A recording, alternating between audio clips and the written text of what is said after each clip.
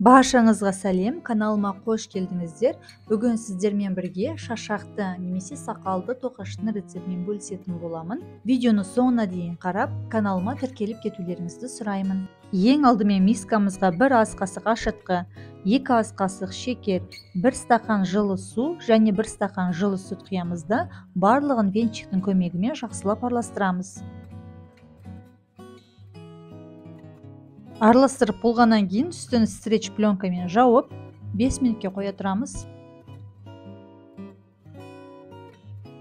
5 минут өткеннен кейін бетін ашып 1 стақан сұйық майды құямыз. 2 жұмыртқаның ағы және 1 шай қасығымен тұз қосамыз.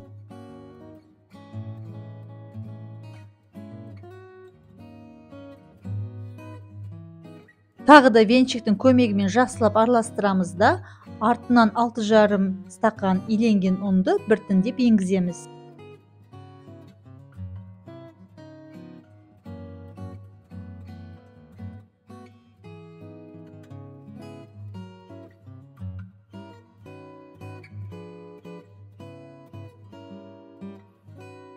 Енді жақсылап жұмсақ қамыр илейміз.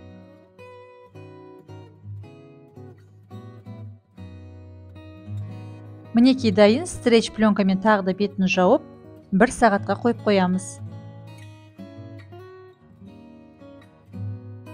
Көтерілген қамырдың ауасын басып шығарамыз. Қамырды жақсылап бастырғаннан кейін үстін тағы да жауып қоя тұрамыз.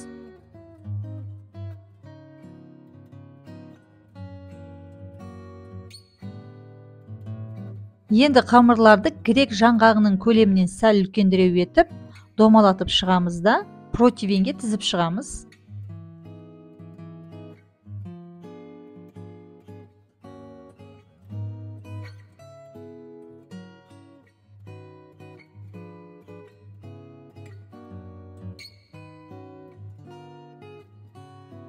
Мінекей мен қамырлардың барлығын домалатып шықтым. Менде барлығы 24 дана шықты. Ал егер сіздер одан да көп шыққанын қаласаңыздар, онда көлемін кішірейтулеріңіз керек. Енді қамырдың бетін жауып, противенде тағы да 15 минуттай көтерілгенін күтеміз.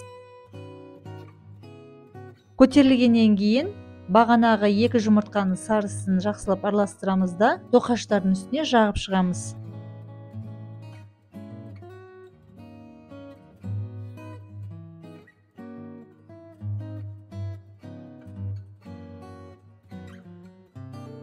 Одан кейін алдын ала ысытылған 170 градус пешімізде тоқаштарымызды шамамен жарты сағаттай пісіріп аламыз.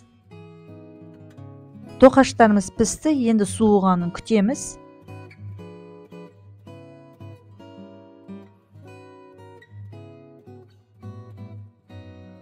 Енді кішкене сырды теркадан өткізіп аламыз. Мен оның алдында петрушкаларды жақсылап жуып, кесіп турап қойдым.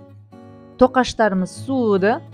Енді тоқаштарымыздың сақалдарын жасауға кірісейік. Ол үшін пышақтың көмегімен тоқаштарымызды ортасынан кесеміз. Соңына дейін кеспеңіздер, жартылай ғана кесесіздер.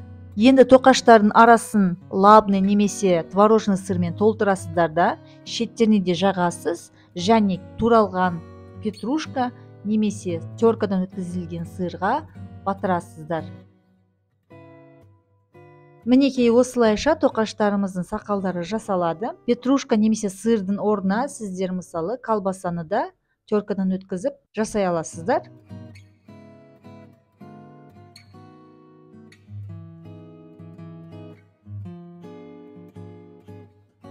Достар, менің видеоларыма лайк басып, каналыма тіркеліп, және қоңырауша белгісін басуларыңызды сұраймын.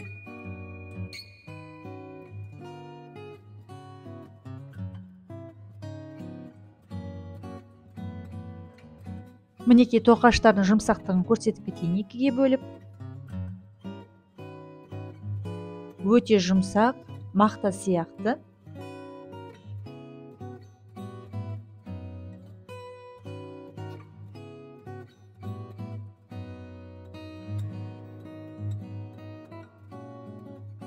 Сіздерге Түркия жайлы тағы да бір қызықты ақпарат бере кетейін. Түркиядағы тоқаштардың көбі тұзды болып келеді.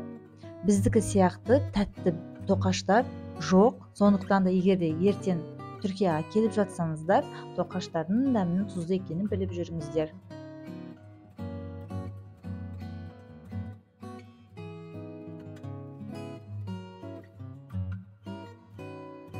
Минекей биздин шашақты немесе сакалдуу токаштарыбыз дайым болду. Сиздерге ас болсун.